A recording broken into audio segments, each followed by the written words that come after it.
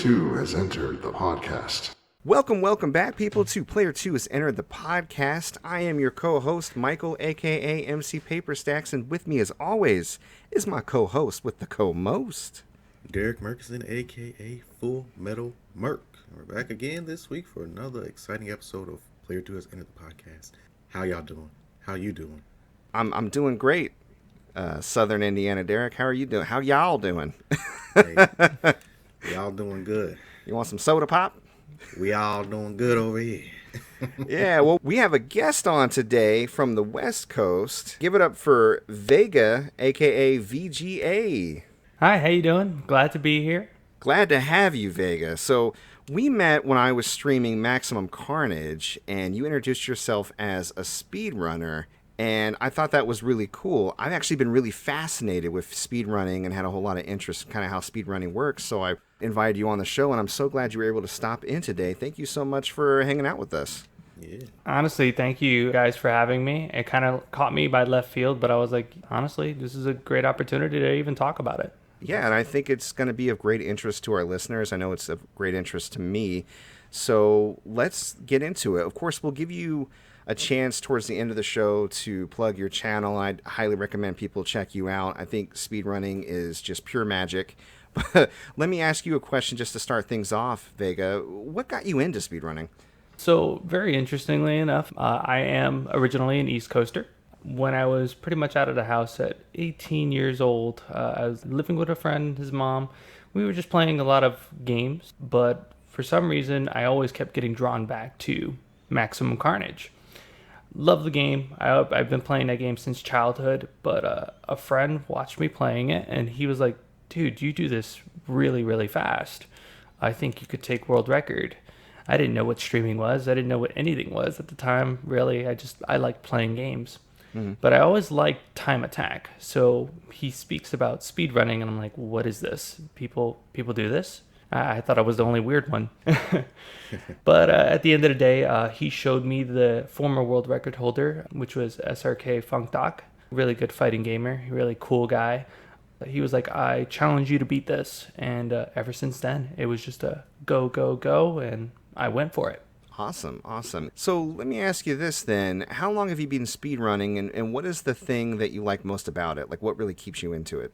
I've been speedrunning for the better half of when I started my stream, so I'd say about 8 years now. Wow. 8 to 9 years. And I guess what really keeps me in it is the challenge for myself. I don't really try to focus on everybody else when they speedrun, which is a very different take. A lot of people study other people's runs. I study myself to watch my own mistakes before I look at somebody else's ideas and pick their brain. And so it kind of leaves room for imagination on what I can do, as well as I don't end up putting a crutch under myself to essentially copy somebody else, but do something really crazy creative. Really puts the creativity out. Interesting. All right. And you mentioned that Spider-Man Maximum Carnage is the game that got you into speedrunning. Is that your favorite game to speedrun, or do you have any others of note that you like to speedrun? So it was the first game I speedran, and then also Time Crisis was another game a lot of people love. Yeah. And I speedran the main trilogy, so 1, 2, and 3. Very cool. Did you do that on PS2, like with the GunCon? Correct. Amazing.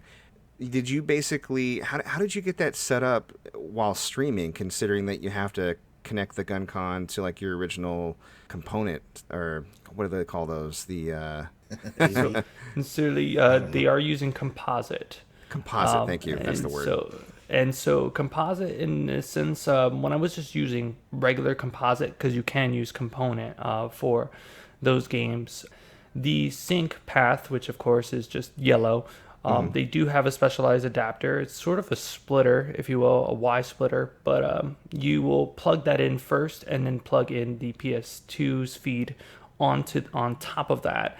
It will go into a Y split that kind of is a very lengthy Y splitter, just so you can get the gun over to you. Mm-hmm. Plug in the USB if need be, or the controller port, and make sure that yellow cable is plugged into each other, because there'll be one on the gun. So that is There is a little bit of difficulty on that. I will say that back in the day, I used to mess with a lot of gamma settings because if you keep splitting the signal, you keep messing with the gamma, and unfortunately, you will get a less brighter signal. That's what I was thinking of. Okay, well, good. Interesting. I'm glad that it was successful because those are amazing games, and I'm glad that they're getting some love. I know you said that you kind of try to look more at your own stuff and your own style before you look at other speedrunners, but do you have any favorite speedrunners or anybody that you follow or people that you think are interesting or doing interesting things? My favorite runner nowadays actually happens to be one of my best friends. It's the Retro Runner. He is a Ninja Gaiden speedrunner mainly, and he is going for a world record. He is, I believe, like 0.4 of a second off. He is second place in the world right now. I knew him at his beginning. He started as a Facebook streamer. I was the first one that advocated for him because he was using his smartphone to pretty much put a camera to his screen, and I said, that's unacceptable. I see that you have talent, and I sent him a capture card just to get him started. Wow, that's really cool of you, man. Is he doing original NES Ninja Gaiden or Xbox Ninja Gaiden? NES Ninja Gaiden. Okay. Wow, impressive. Really impressive. Even more so. This is the NES version. So from what I've seen from speedrunning, it's a very collaborative, very friendly, very welcoming community. I think you exemplify that just by seeing somebody and sending them a capture card. That's really awesome of you. Do you have any people that you work with, that, like your favorite people maybe to work with to collaborate on any speedruns? Do you do a whole lot of collaboration? At first, it was just people that necessarily were nearby. Like I had a friend of mine that I did Scott Pilgrim versus the World with. But at the end of the day, the only other branch out that I've done has been with another friend of mine that I met through just speedrunning and also through the Retro Runner, which is 8-Bit Steve. He's a really cool guy. He loves a lot of NES runs. He loves just a lot of simplified 8-bit to 16-bit games. So we both have that kind of retro passion in us. He does a lot of books and strategy guides on them as well. I knew him mostly through the Friday the 13th strategy guide type deal that he made, and he's just an overall awesome person. So we went for the Altered Beast speed run together, and we had world record for some time. Okay, so y'all are real deal. You know, honestly, I always say, it's no offense to anybody, but I have a firm belief that second place is the first loser. I always, everything about me is about going for first place, and it's just, I like to be on top.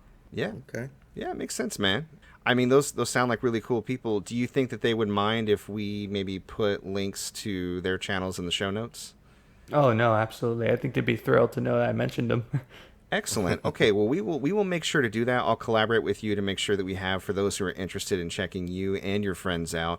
And who knows, maybe we could, if they're interested, have them on as well. Because, again, I relish the chance to talk to speedrunners. I think you guys are doing some great work, and I love watching speedruns on YouTube or like GDQ, stuff like that. It's been like a great, relaxing hobby of mine to watch somebody just decimate a game I struggle with.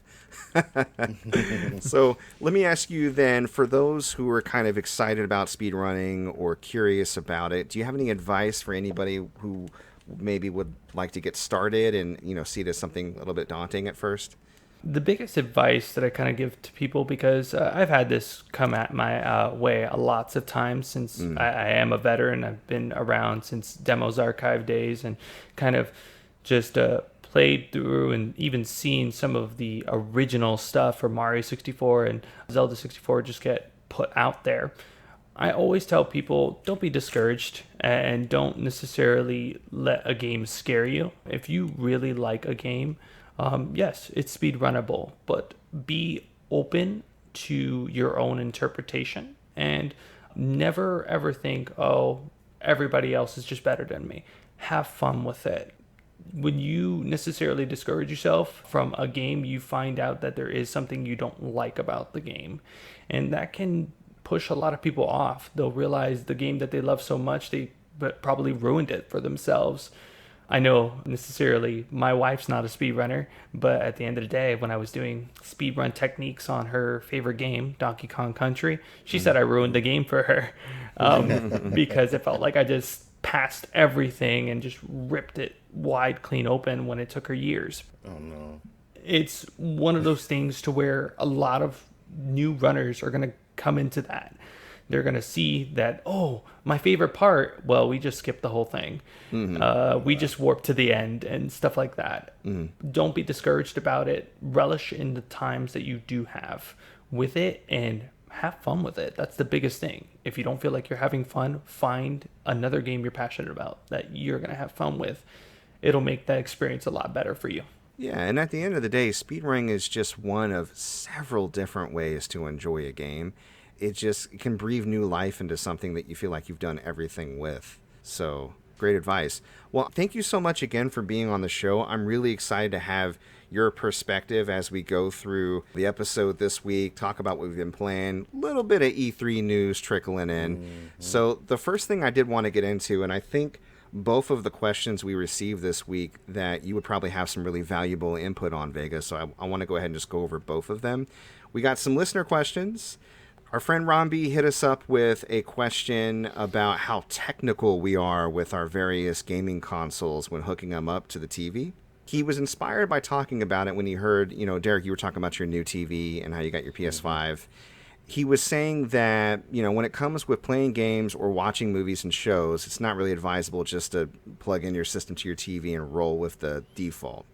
Usually, especially with gaming, there's multiple things to adjust and calibrate. He mentions, game mode for latency, HDR settings, the best look on 4K HDR TV.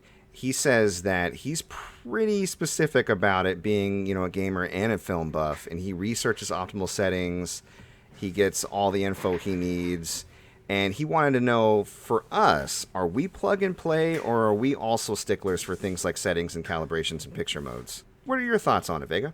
I guess I'd say this is very dependent. I always say the first time when it comes to a console, I'm definitely going to adjust settings, or first time when I'm buying a TV in general. A lot of TVs necessarily come with their own demo modes and usually will show a very vibrant color, something that can hurt the eyes a little bit, especially after prolonged gameplay. So adjusting your TV first can be beneficial, especially when it comes to long plays. The other thing is necessarily, like for me, I have a lot of different technologies. I have what's called a time sleuth. And so it is an actual lag tester for all of your TVs to see how many milliseconds is it off in certain resolutions. It's kind of imperative to kind of have those things just so you can have as much of an optimal gaming experience as possible. Once you've set it up the first time, though, it just goes. It's not a game-by-game type deal. The worst you ever have to set up is your brightness, and you don't want that milky texture to mess with your volumetric fog in like new games, for examples. Yeah, that makes sense. Yeah. How about you, Derrick? I got my new TV, and I was just like, okay, I need the HDMI 2.1, which is the highest the newest HDMI port, whatever. I'm not big HDMI on the technology cords behind it. They matter. I get you. Yeah, so I got an 8K 2.1 HDMI just because whatever. And I plug it into the 4K 60 FPS slot on my TV, and then I turn it on. And when I first had it, or when I first started playing like PS5 games, I was like, oh man, I got HDR10. Let me turn this on all the time. And then I started realizing, well, these blacks are really black and these whites are really white. So like when I'd be in a dark area, like playing Spider-Man, I couldn't see my character barely because the HDR was just so thick. Okay. It was so thick. And when there would be like the sun was on the screen, it would be blinding. Like the real sun. Too much. Yeah, and while that's cool and everything, I need to dial that down. So when I got Ratchet and Clank this week, which we'll talk about later, I found the perfect setting kind of for that was vivid mode and the HLG HDR mode, which again, I don't really know what it all means. I just know that it makes it look good. So that was the perfect setting that I found for that particular game. Now, like when God of War comes out, it's not as colorful or bright, as vibrant as Ratchet and Clank, so I'm probably not going to play that on vivid mode. I'm probably going to put that on like game mode and standard, resolution, because like Ratchet and Clank deserves all those beautiful colors. God of War is kind of more dull and subdued as far as the colors go. So yeah, I wouldn't say I'm a stickler, but getting a new TV, getting any new piece of technology, I kind of want to fidget with it to see Oh, and yeah. how it goes. So Yeah. I think we're all in agreement that depending on what you're trying to get out of it, you're going to need to pay attention and adjust some settings. So, yeah, I don't think any of us are exactly plug or play. It just depends on what you want. You know, are you wanting lagless gameplay? Are you wanting performance? Are you wanting graphics? And I'm the same way. I've gone so far as to sometimes Googling maybe some setup videos for my particular brand if I knew that it was feature rich. Like I got my current 4K TV I got specifically because of the high refresh rate and, you know, the Android computer inside. And I knew that it would be good for gaming. But I went ahead and like YouTube some videos and I was like, okay, let's really dive into these settings. So I didn't do a ton of time. I don't do a ton of adjustment from game to game other than like your initial HDR or whatever on PS5. Mm-hmm. But yeah, no, I still don't completely ignore it. And I think anybody that does any kind of significant amount of gaming or movie watching would probably feel the same, I bet. So, yeah. Awesome. Well, it's Father's Day next week. By the way, happy Father's Day to you guys and to all you fathers out there listening. Appreciate it. Yeah. And since all three of us are fathers and he asked this question in relation to fathers, I thought we'd go ahead and talk about this week as well. He specifically mentioned that he spends a lot of time watching his kids play games, and he talks about how becoming a father is affecting his gaming life. He says his kids will literally play Minecraft for hours on his PS5, and another one they really like to play is Goat Simulator, and he says that's pretty tough to sit through. He mentions that his daughter, who is 6, she's his youngest, plays a lot of games he doesn't mind watching, like Astro Bot, Crash Bandicoot, and Rayman. And what he wants to know from us, how has becoming a father affected your gaming life? Do your kids game independently and with you? And do they play any games that drive you crazy or that you think are bad? Derek, why don't you go first? Okay, so Nora, she is still kind of trying to get the hang of the controls and stuff. For instance, we were playing Sackboy the other day, and my buddy came over, and all three of us are playing it. And I was like, baby, you got to put your thumb on the thumbstick so you can move it around. Mm-hmm. And she's 4. And she's 4. So, but she's done it before, and she knows how to do it. So I know that she's smart enough to get it done. Mm-hmm. But she's just kind of lackadaisically walking around and kind of jumping and just watching us pretty much do everything. But she doesn't really play independently so much unless she asked me, Daddy, can I play the Fox game, which is New Super Lucky's Tale, which is actually a really cute, really fun game. Yeah. And she'll just like jump around and jump off the edge and start laughing about it. I don't really not necessarily allow her to play a game by herself unless it's like, obviously I'm in the room. Like, she doesn't have her own game system or anything. Mm-hmm. But I also don't let her take over my PlayStation. I set a timer on that. I'm like, look, you got 15, 20 minutes to run around and do your thing. I got the SNES Classic. I'll plug that up. We'll play the games on there together. We'll play some Street Fighter because she loves saying Hadouken and Shoryuken and all that. Mm-hmm. But yeah, she doesn't really play anything that annoys me. I guess the biggest thing, if I would call it annoying, would be Paw Patrol. And I actually liked playing it. I was like, oh shit, Chase running through the farm. we gotta save these puppies, man. Come on, gotta get these ducks out of this pond. All right. But yeah, I'm so happy for you. Yeah, right. So we game together a lot, and my advice to Mr. Ron would be either, if it's getting to the point where you're like, I want to play my shit, get them their own separate thing, since they seem old enough to be able to kind of handle it, so that you can enjoy your time. Because, like I said, or just set a timer. Mm-hmm. Yeah, especially for games like Goat Simulator that are just mindless fun. Yeah, they're gonna just play forever. Be playing that for hours. Yeah. Yeah, exactly. So yeah, that's how I do. When I get down. All right, Vega. How about you? How do you game with your kids? Okay, well, first, let me just say, Derek, I would definitely pay to see you play Paw Patrol. That would be actually really Hey, you know funny. what? There might not be a speedrun record for it, Derek. This is your end right here. Oh, my. You could be the very first. Maybe It's no your one's time.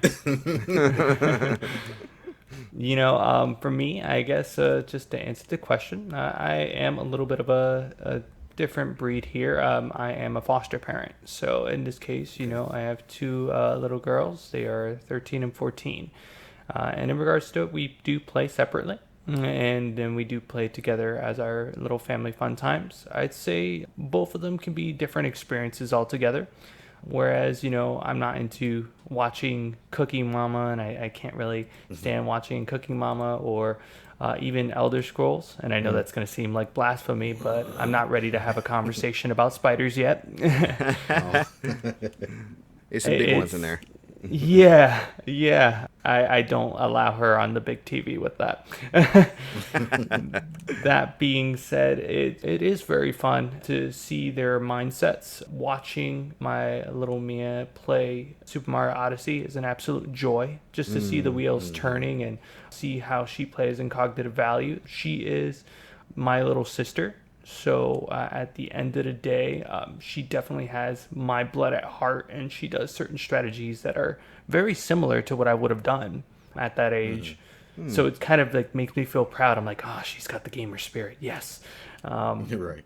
At the end of the day, our together time is really what's important, and I love that the most. Where we play Genshin Impact, or we'll play Streets of Rage 4. They love doing that type of stuff with me. Oh, we love that game. I actually own the world record on that as well. Amazing. So it was Horns are being tooted. But it's a fun time to do. I think everybody should, necessarily play with their kids and know that necessarily they're going to have different tastes. Let them explore and let them see what excites them, and let them talk your ear off about it every now and again. It really means the world to them. That's great. That's great advice. That's awesome.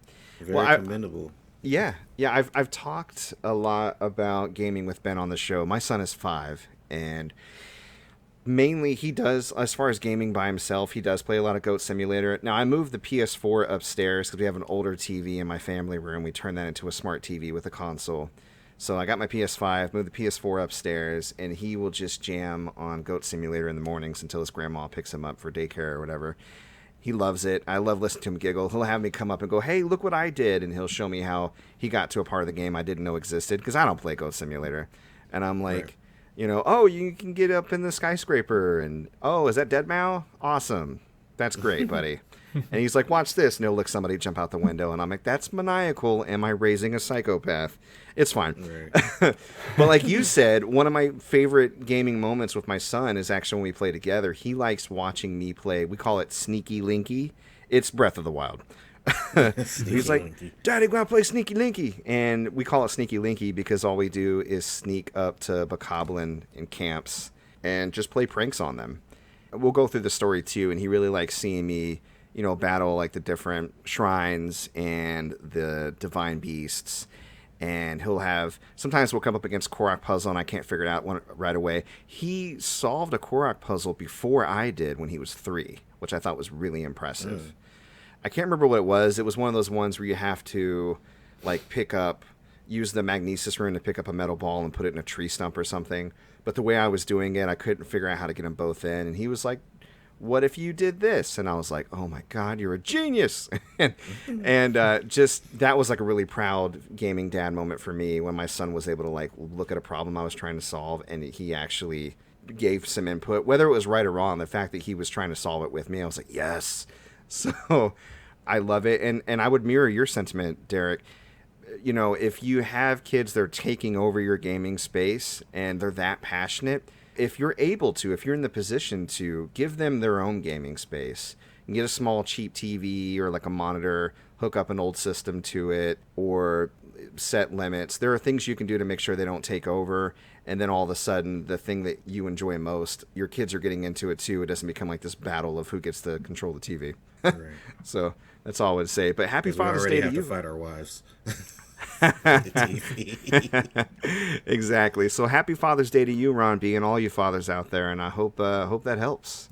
I think we're all really excited about our kids getting into gaming, and it's cool to see the next generation get into it. So, Well, speaking of getting into it, man, this week, Derrick, I was wondering, how has the pickup game been going? You get any good stuff this week? Yeah, it's been going pretty good, man. I've got a few things in front of me that I've already got posted, so you can go to the store, ebay.com/str/gamergoodies and more, and check it out. So here we go. I got a all-red Sega Game Gear. Ooh. And I've never seen one before, and I'm trying to figure out if it's a reshell or if it's a Japanese console or Like what? Like it has the warranty void sticker on it. It's got the Sega Game Gear on the back and the model number and all that. So the research is still going on that one. But I never heard of a red Game Gear before. Have you, Vega? No, actually, this is a first for me too. Yeah, they've actually got a few red ones. So this plain red one, there's a Coca-Cola one, there's a Magic Knight Ray Earth one. Wow. Like that's a deep cut, so, dude. Yeah, it's so fun doing this because you learn so many things that you never would have known otherwise. Mm-hmm. But let's see, I got a Dragon Ball GT Final Bout on the PS1, the first release that has Goku on the front in his base form with the blue gi. Trag on PS1, Ghost in the Shell on PS1, The Typing of the Dead on Dreamcast, Alien Resurrection on PS1, 3DO Game Guru, which is basically a cheat device for the 3DO. And on PS2, we have Onimusha Dawn of Dreams, Dot Hack Mutation, Dot Hack Outbreak, and Dot Hack Quarantine, which is the big boy. The final part of the final part of the 4-part Dot Hack series. And it is expensive. Yeah, I know. I only have the first 2 dot hacks. I can't afford the 3 and 4. Oh my God. Yeah, it's crazy. So all those are up for sale if you want to check them out.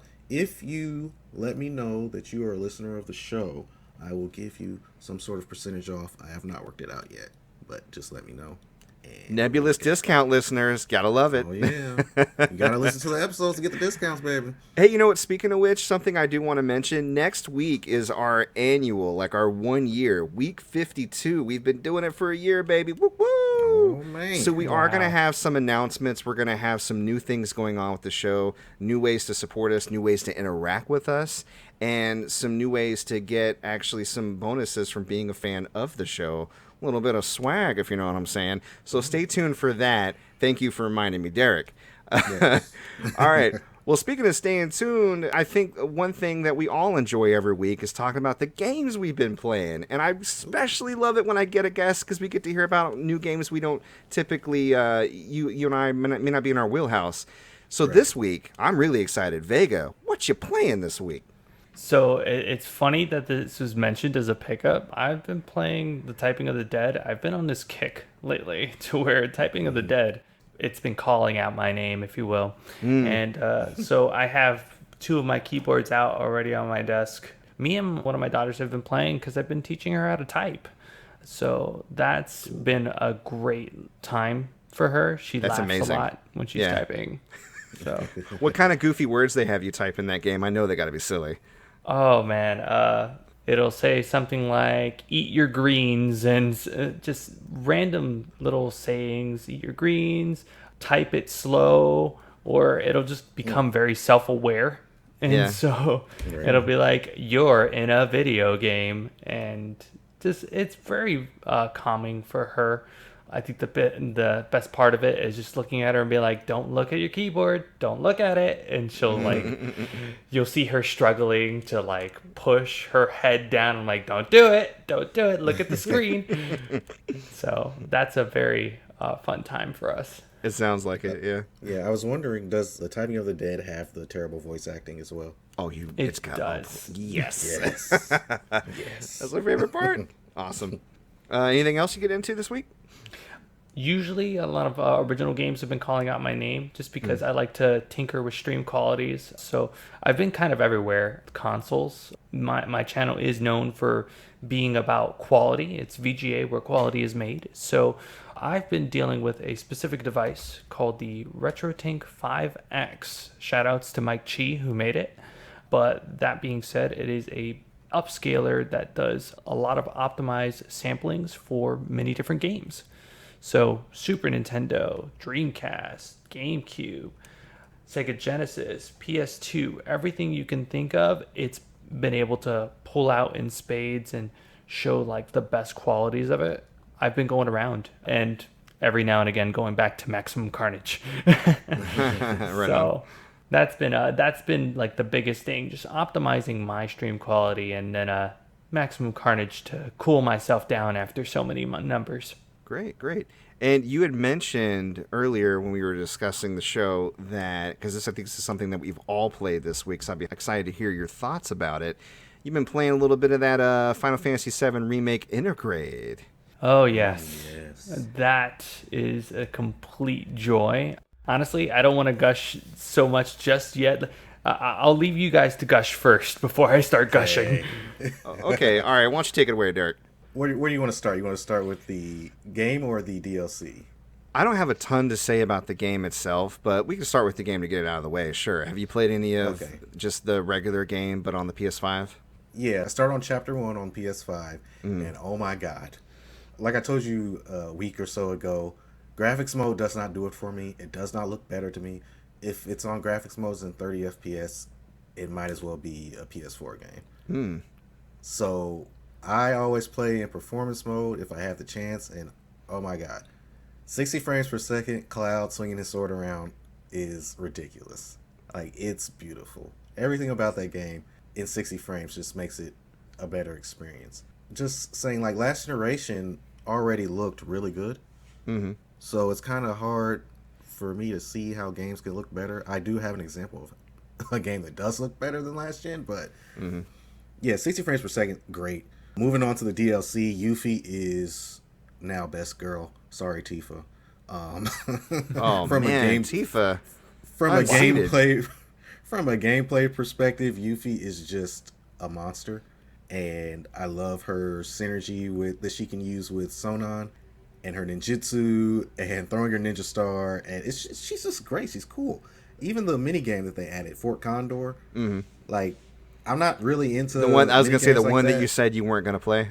Right. And I played it and I was like, okay. Yeah, right. Okay. I actually like this. So I only did play like the first match, but I did beat the DLC, but I definitely see myself going back and trying to play all those characters. And what's the guy's name? The soldier? Chadley. Oh no, that's soldier. Chadley, yeah. Well, no, he's the Shinra researcher. Oh yeah, no, I'm talking about the guy that Cloud was fighting on the motorcycle. Oh, like Roche. The new character that they... Yeah, Roche. Yeah, he shows up. Looking for Cloud. Yeah, I want to get through and eventually be able to play him. Okay. Fort Condor. So. I was listening closely to because he has some new voice lines in the DLC. Is that still Troy Baker? It sounds like they didn't get him again. I don't know.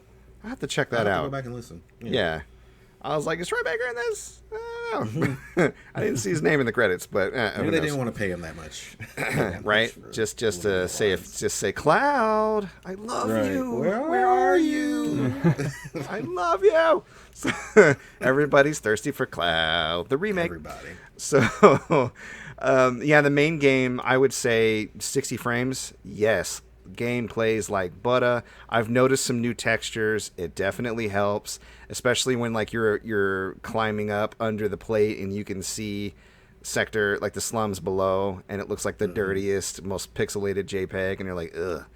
Yeah. They definitely fixed that up, so that's nice. There's this part, where they're climbing towards the Shinra building at the end of the game, one of the later chapters, and Tifa's like, look. And they look out at the JPEG, and I'm like, don't look. Don't look. You can look now. It's fine. And the DLC, I have mixed feelings about it. I really love Chapter 1, because there's only 2 chapters. I love Chapter 1. I think it's great. Yuffie is super cute, and her personality is fun, and she is super confident. Everybody's like, have you heard about this? And she's like, of course I've heard about this. I have. Yeah. What you call it? Virtual stimulation? We do those all the time in Wutai.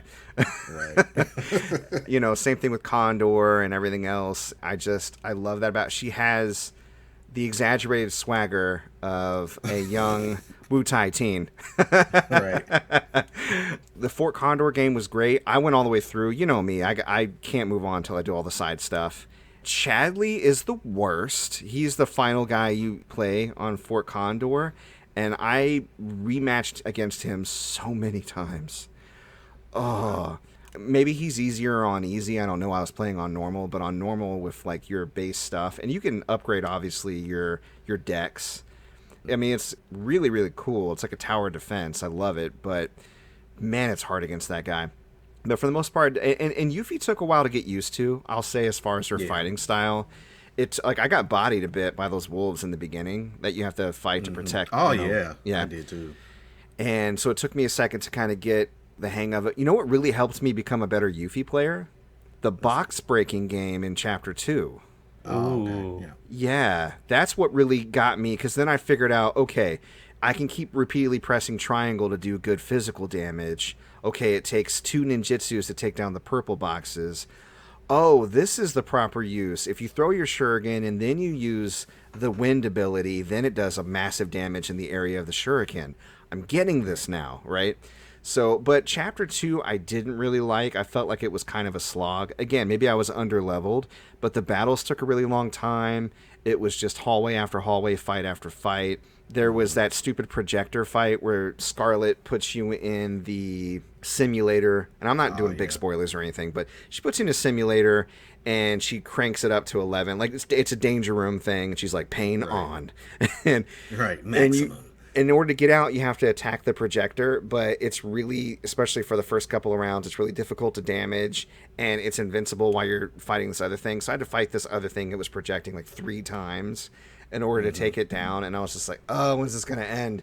So you don't want to feel like that when you're playing your video game. I feel like if they broke it up or maybe even did, I don't know, the chapter was too long to be that intense. If Chapter 2 was shorter and there was a chapter in between 1 and 2, I maybe would have enjoyed it better, if that makes sense at all. All right. Well, yeah, how about Vega? that soundtrack, guys? Oh, woo. The music was so good. Oh my God, I'm glad you mentioned that. The part where they were chasing after VeeGeeA, Cowboy Bebop vibes, dude. I was just like, yeah. I And like like everybody somebody that was noticed watching me that. play was just banging, like bumping their head, like, I was bopping. okay, go off then. Yes. Yes. And I love her theme. I love how she was humming it in the beginning and how it was incorporated in the battle theme. The music was just mwah. So. Honestly, I felt like there was a lot of callbacks to everything, and yes, I'm glad I'm not the only one that noticed Cowboy Bebop there, because I was just listening to it. In fact, I stood around for a little bit just to listen to it some more while I did something else. Because it was literally like, it was literally like a chase scene, like Spike chasing whatever criminal, and then that music starts playing. Like, that's what it felt like. And the best part about it is it went on throughout that whole sequence, which was pretty lengthy up until the final boss. Like, it's basically the chunk at the end of Chapter 1. Yeah. And depending on where you were at or what you were running into, the music tempo changed. It crescendoed, obviously, in battle, and then it changed as you went to different areas of that section. And the fact that it was so seamless and incorporated exemplifies the best part of how they did music in Remake, where they took these familiar tracks and made all these different versions of them, not just 2, but like, heightened, calm, battle, chase, atmospheric, and it all kind of just continuously played into the next one, and it was so seamless and beautiful, and they nailed it at the end of Chapter 1. Oh my God. So, sorry, go ahead, VG. Yeah, no worries. Honestly, like, just to gush, honestly, everything that you guys are saying is like very valid points to go over. Like, from a technical standpoint, I'm a very visual gamer, and I like to have as much effects on my screen as possible. I like to stress test, and so that's something I was doing. I was like, okay, let's see if I could break this game. Square Enix did a really good job at making sure that I didn't break this game as much as possible. So I was loving everything. You mentioned the box game. That's actually where I nearly did break the game. Windstorm, of course, does an explosion normally if you throw the shuriken. If you don't, it does an area of effect. And so there is a part where you actually can have, like, I think it's like 8 crates all next to each other. And so I did Windstorm right there, and the PS5 almost couldn't handle it. It was the frame rate tanked to about, like, I think like 6 FPS. 11 FPS. It was horrible. Yeah. I was like, oh man, this thing's gonna explode.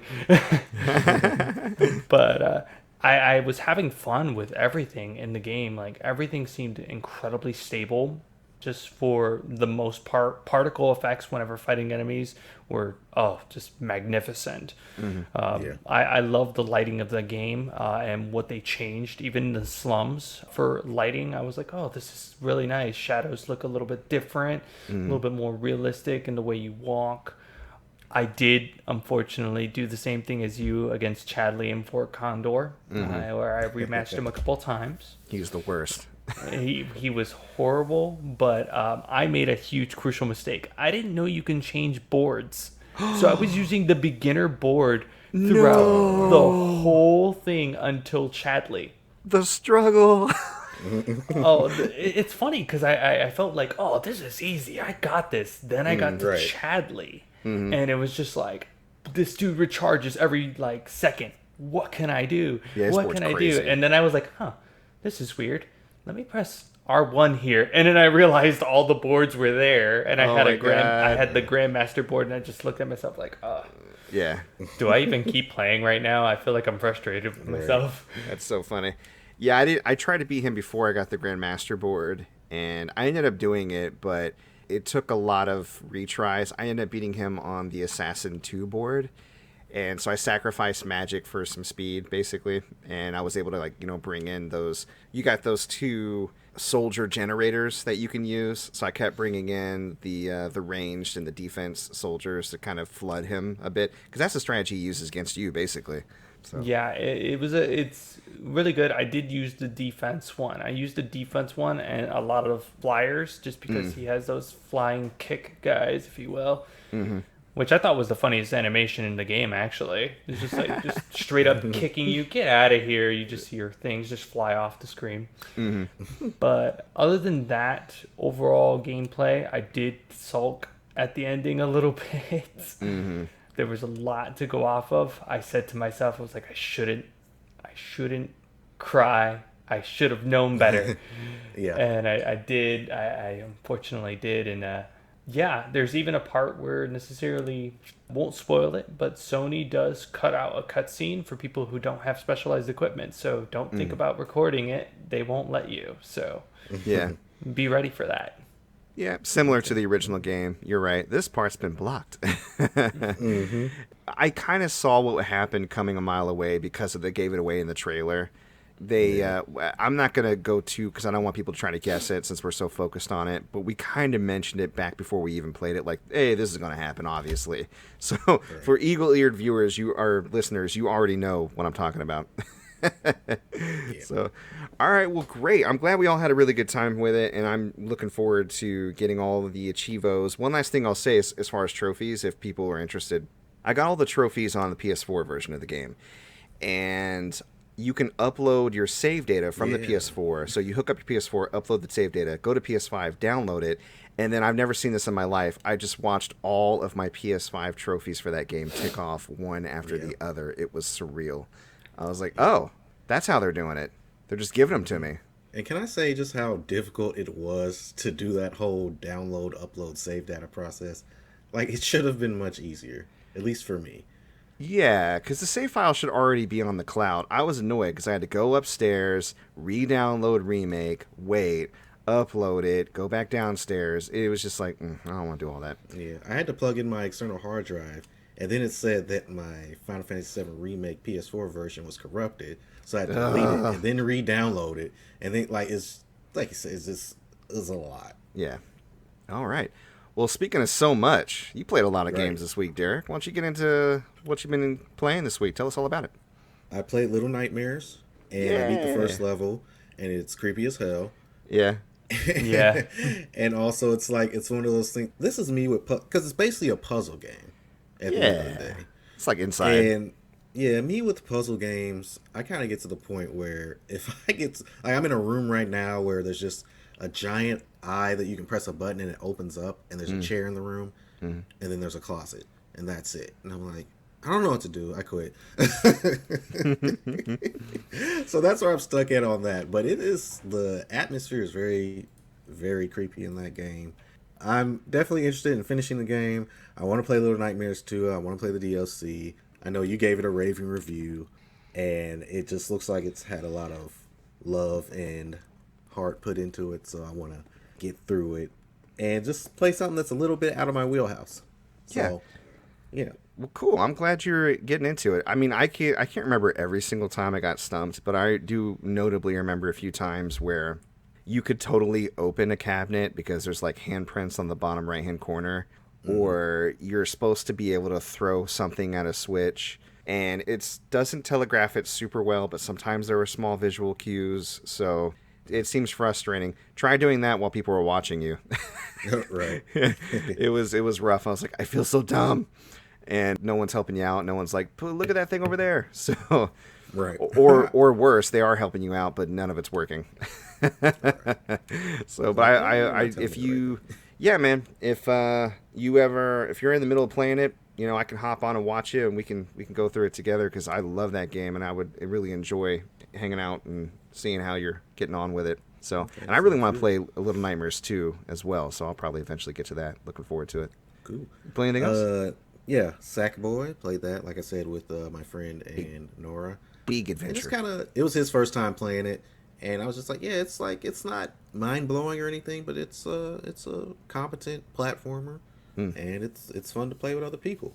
There's actually a couple of levels where they use actual songs, and the level moves to the beat of the song. So one level I jumped into, it was what is it? It was that Bruno Mars song. It's like, I'm too hot damn. Oh yeah. And the whole level was to that, and all the little enemies were dancing to it, and I was like, this is very creative. Uptown Funk. But then they did it again with another song, and I was like, oh, you're kind of, the novelty of it is now gone because you did it again. But is what it is. I assume that like Sony Music Group owns the music that they're using in these. Sony has a robust amount of music. It's true. Yeah, they have the rights to a robust amount of music. Yeah. Right. So yeah, that was Sackboy. I played the demo for Scarlet Nexus, and I'm getting very big Astro Chain vibes. Me too. I played it for a decent amount of time, probably about 3 hours, and damn. You aptly described it when you were like, it's kind of like Astral Train, because you're basically cops with a stand. And yeah, they tutorialized me a little bit too heavy in the beginning, and I think like you had said, because we talked about it before, I'm not sure if I'm going to get it day one, but I'm side-eyeing it. What would you think? Yeah, I mean, I enjoyed it. Some of it was a little clunky, like the dashing just felt a little off, like the way the character moves when he dashes. Just that, but other than that, like the combat was pretty fluid. Using your teammates' abilities is a very cool idea. Like you can use a person's pyrokinesis to light your sword on fire, and some enemies are covered in oil, so when you hit them with your sword, they light on fire. Like just little stuff like that's cool. Or teleporting. Yeah, it feels like you're borrowing X-Men powers from your teammates. Exactly. And I'm like, but what's my power, though? Is it just telekinesis? It's borrowing powers from your friends, and also telekinesis. Oh, you know what? That probably is the power. Yeah. You got that rogue power. Absorb the power from your teammates. But yeah, it plays really good, and I actually can't wait to get my hands on it. But I will wait, because I don't know if it's going to be a $60-$70 purchase. I don't even know if it's going to... Well, it's not a first-party Sony title, so it's probably going to be $60. Yeah, I'd say the case. I'd probably go for it if it went to like 40 or 30. I think that's that's how much I'm feeling it. I think it's a cool little action game, but I don't know how much I want to sink my teeth into it. So more to come on that. Anybody who was a huge fan of Astral Chain, definitely get it. It's a must-buy if you love Astral Chain, for sure. And the last thing that I played was Ratchet and Clank Rift Apart. Woo! Oh my god. Yes. This game has no business looking as good as it does. It's gorgeous. To me, this is the first true PS5 exclusive. And yes, a lot of people have said that. But as far as like, could I play this on a PS4? Would it look this good on a PS4? No. No. What they're doing with the SSD, with the dimensional rifts and loading things up really fast, like it's crazy. I have had no frame rate dips whatsoever. And if you play Ratchet and Clank, you know that there's a lot of shit. So much shit on the screen at once. There's so much stuff. And like, you would think that a cartoony looking game like Pixar Ratchet and Clank couldn't look any better than it did on PS4. But oh my god, it does.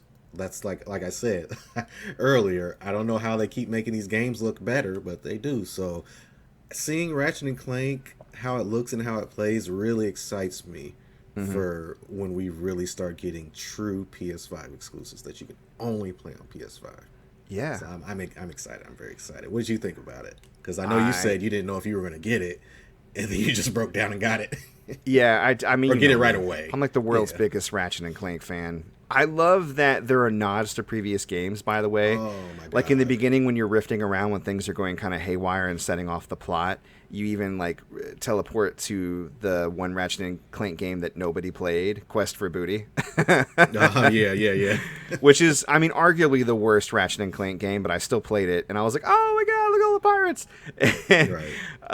Right. Just the dimensional rifts, like you said, going instantly from one part of the level to another, or completely loading another level. The gadgets, it's 100% Ratchet and Clank, and every time I hit a group of boxes and the bolts come flying towards me, my brain explodes. I love that game so much. And you're right, they nailed it. It's gorgeous. It plays really well. I'm on that performance RT, which is like a little bit of ray tracing, but still 60 frames, and it works just great. Yeah, I just do straight up performance. Straight up performance, okay. Because I saw that performance RT kind of sacrifices some resolution. Yeah, it does. It does. For But ray still, tracing, and ray it tracing still looks doesn't great. Really, Yeah. And there's actually nods to, when you get further in game, there's nods to other Sony first-party titles. I heard about that. I don't want to talk about it too much. Yeah, I want to. to. Yeah, But I'm like, ooh. I saw a Does this few. mean a thing. Yeah, I saw a few headlines. I mean, if you think about it, they really went in on that when it came to Astro's. What do they call that? Astro's Playroom. Yeah. That they did a whole bunch of PlayStation references in that game. I'm pretty sure, Vega, you probably played Astro's Playroom, right? I did. I packing. absolutely adored it. They had a bunch of references. I think my favorite references were the Resident Evil ones. Mm-hmm. They got me incredibly excited because I was just like, oh, "There's Chris. Where's Jill?" And I was just looking for Jill everywhere and found Jill, and that was just immediately like. It was a game changer for me. Astro's Playroom is very underrated. People like it, but I think like everybody should play it. It's better than Sackboy. Like, yeah, no, it's a great platformer. My only regret is that it's not longer, but it doesn't necessarily need to be long to be good. But it's just that I wanted more when I was done, which is a good thing to, probably the best thing to say about a game.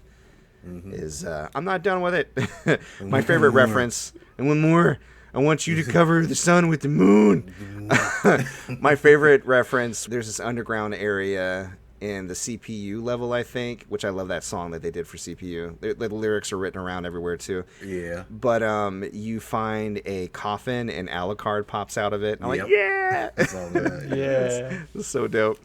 All right, man. Well, let me get into the games I've been playing, aside from Ratchet and Clank and Final Fantasy VII Intermission, of course.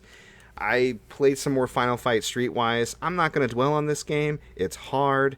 It's stupid. I still like it for some reason. I don't know why. I'm going to try to finish it, but it's getting to that bullshit multi-phase boss thing at the end, and I'm like, oh, can I do this again? I beat it when I was young. I'm not that young anymore. We'll see. We'll see. And then I had mentioned I was going to do new stream shows to replace the main stream, so I did First Time Tuesdays for the first time. First time Tuesdays. And I played Panzer Dragoon Remake on Switch. And I remember you saying you didn't really like it. I did. Here's the thing, though. Here's the thing. I used Rapid Fire. I pulled out my Rapid Fire Switch controller, and that made it so much better. And then, of course, I switched it to modern controls so I could move the dragon and the aiming independently of each other, which you can't do with the default classic controls, which made... Yes. I didn't do that. I don't think, without Rapid Fire and without being able to move the dragon independently of aiming, I don't think I would have beat it, because the last two episodes get kind of tough. But I did beat the game on the stream, because it's like a short arcadey experience. And it gave me, there were codes, a code for like a beta level or original test level. And there was like a god mode, and there was like a power up level or weapon mode. There was all this extra stuff that you could do. I really enjoyed it for what it was. I had a good time with it. Okay, I think you should get Turbo and revisit it. Yeah, I already sold it, so. Well, then there goes that. Okay, well, it'll be fine. Where's Jill? Oh, Jill. Where's Jill? I love that. Where's Jill? There was such excitement and eagerness in your voice. It was pure. You really did want to see Jill. No, Resident Evil is it's like Maximum Carnage to me. I always come back to Resident Evil 2, and I have a running joke on my channel that basically is, hey guys, what game do you want to play? and then I will pop out and be like, let's play Resident Evil 2. Just show like PlayStation 1. And I'm like, you know what? No, I got a better game. Resident Evil 2, and show up with the N64 cart. And then the Dreamcast version and the other version. Yeah. Wow, there are a lot of versions of that game. Jesus. There really is. And that's how you know it's good. I played Judgment this week. And that, I have a lot to say. So that's like the last game I played, basically. Aside from more Resident Evil Village, which the beginning of the episode was kind of boring, but towards the end I actually got to that area where the doll lady is, and I just lost all my weapons, so that's going to be fun when I boot that up again. But Judgment, okay. So, same engine as Yakuza games. You're in Kamurocho, that small kind of neon city, from the Yakuza games, but you're playing as a disgraced lawyer who becomes a private investigator. And I love the detective vibes in this game. For people who like detective games, I know Big Nkrumah likes detective games. I was actually messaging him this week. We're going to be on their show, by the way, everybody. Gamer Friends is doing their kind of post-E3 coverage episode up next, and they invite us on. So we're going to be talking E3 with them this week, and that'll come out soon. And, of course, we'll do our own E3 wrap-up this Sunday, so look out for that. But back to detective games. So one of the first things he says in a gravelly, inner monologue, he's like, Kamurocho, a neon city. But the brighter the lights, the darker the shadows. And I was like, yes, this game's going to be great. And as soon as you kick off the first chapter, they're like, the game is afoot. And I'm like, yes, fucking Sherlock nerds. So if you just follow the main missions, then you're doing a lot of detective work. It's probably my second favorite detective game. The first would be Sinking City. I just love how they did investigation in the Sinking City. But this is really good too. Plus, you have all of the Yakuza nonsense. You've got, the arcade games. I actually played Virtua Fighter 5 Ultimate Showdown because it's just in the PS5 version of Judgment. Cool. I'll get to that in a second. And they had some interesting other games. There's this game called Motor Raid, which is like this racing game that was on a Sega arcade. Have you ever heard of that game? I've never heard of it, no. It's really good. It's like a cross between Kinetica and Road Rash, because you're on really fast, kind of sleek, futuristic-looking bikes on fast, futuristic-looking tracks, but you can kick and punch the other players that get close to you.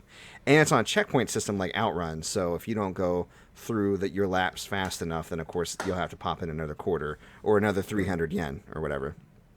So I really like that. And they have this VR game called Kamurocho of the Dead, and it's just like House of the Dead, only it's in Kamurocho, and it's a light gun shooter. You got to move the cursor over, and it's one of the funnest mini games I've ever played in a Yakuza game. Kamurocho of the Dead is so good. It really is. Okay. And they have a system where you reload faster if you manually reload, and obviously certain zombies have different behaviors, and you can prevent getting attacked by hitting a zombie in multiple points before they ready an attack, stuff like that. And there's barrels you can shoot for grenades, and there's canisters you can shoot for health, and it's just like a high score. How fast can you get in? How much accuracy? All of that as far as you can go. I love it.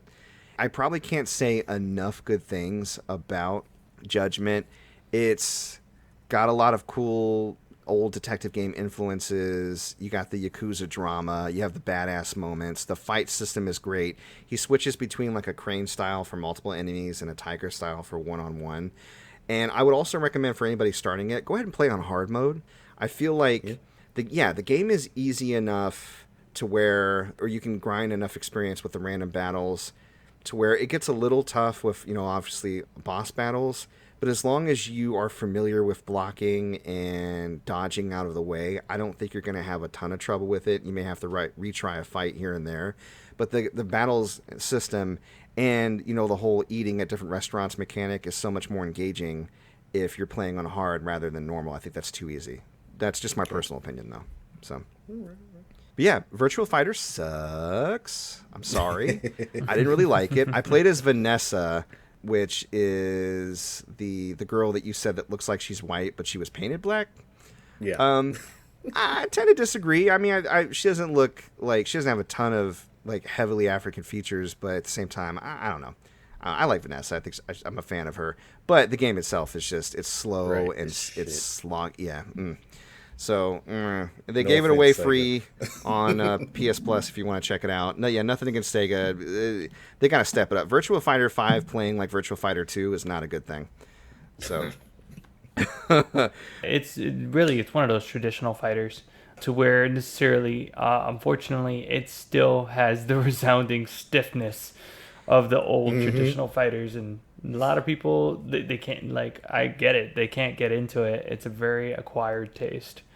it really is. I think it definitely probably serves a demographic, but to your point, it's not something a layman can just pick up and immediately have a good time with. Like, you'll have to invest some time in learning its systems and adjusting to the stiffness and how the combo system works if you're going to get anything out of it.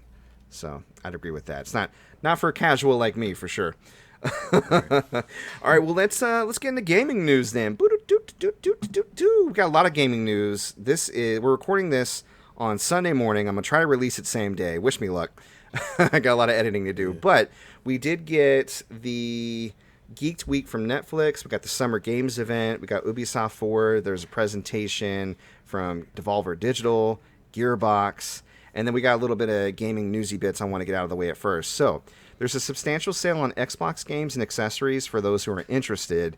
55% on a ton of digital games, 75% for games directly from Xbox Game Studios, 60% on select PC games. They're giving out Game Pass Ultimate for $1 for 3 months instead of like the 1 month they usually do. 25% on accessories, PC starting at $700. Might be a good thing to check out if you're an Xbox player or you do some PC gaming. Just saying.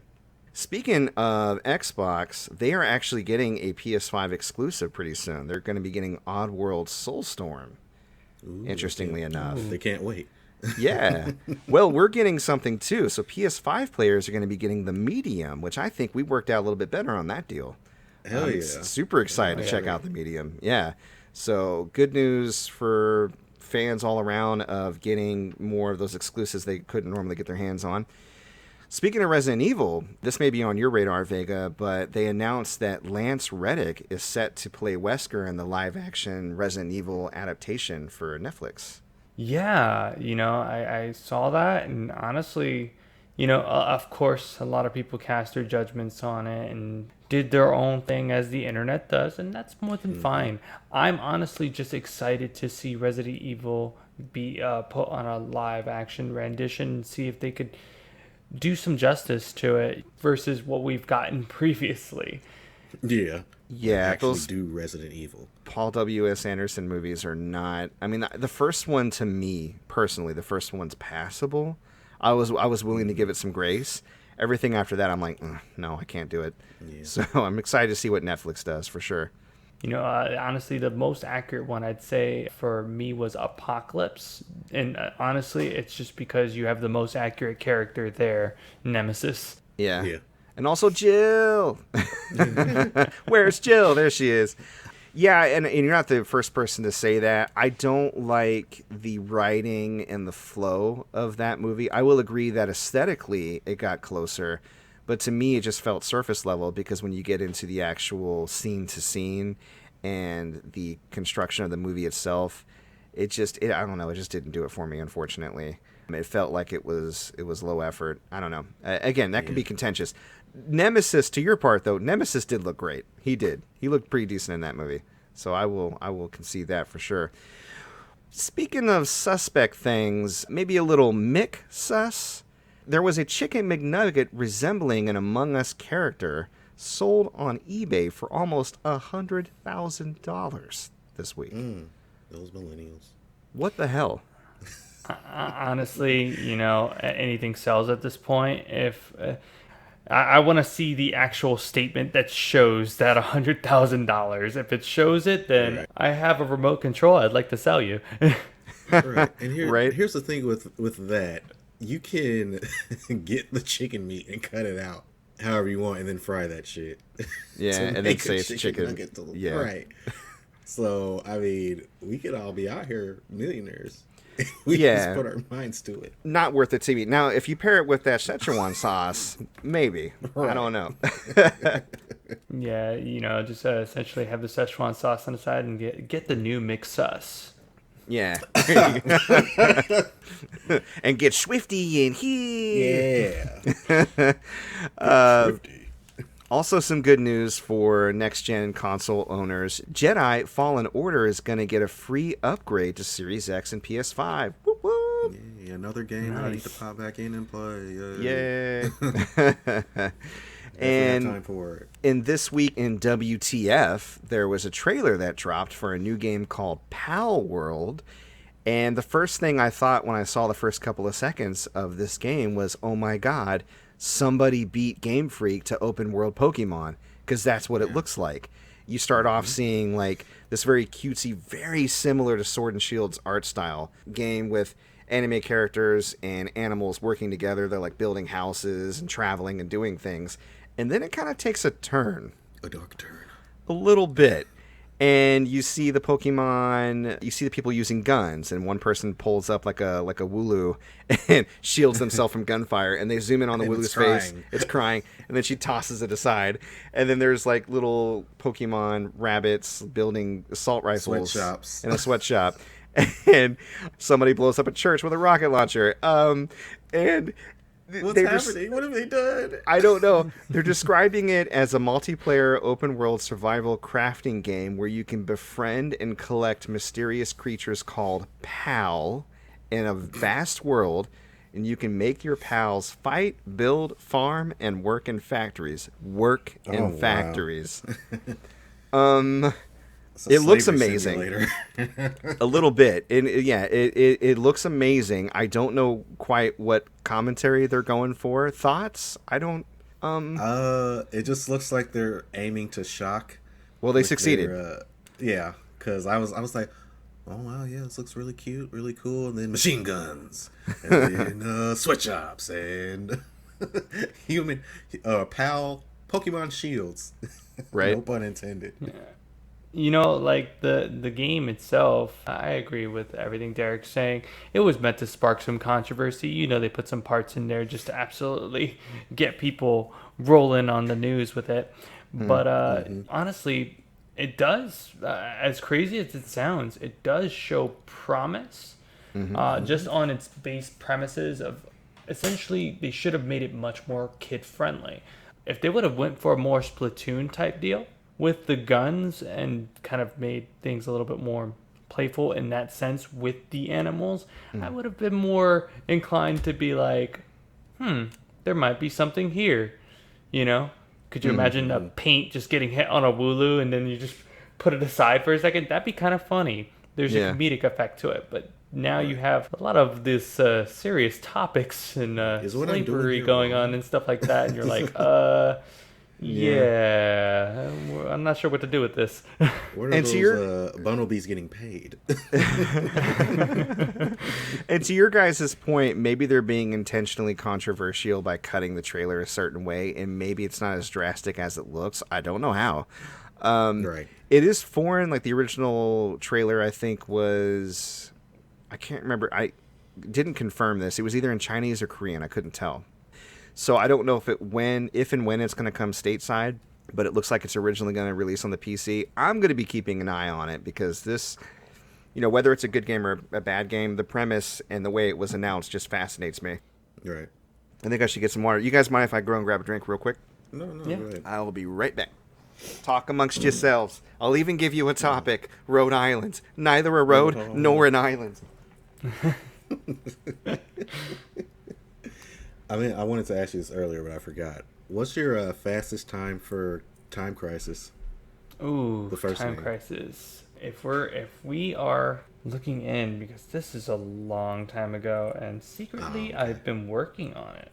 So I've just the biggest thing about me, a lot of like close friends do know this about me. I like to stay in the shadows when it comes to speedruns. I don't like to show all of my lab work because I think it ruins the surprise. Right. And then all of a sudden I'm on the top of the leaderboards and I'm like, here's the recording, have fun with it. Right. So Time Crisis 3, I'm at 22 minutes and 31 seconds. And world record's at 21 minutes and 1 second. So we're very close in between. A lot of the runners are just pretty much bunched up together.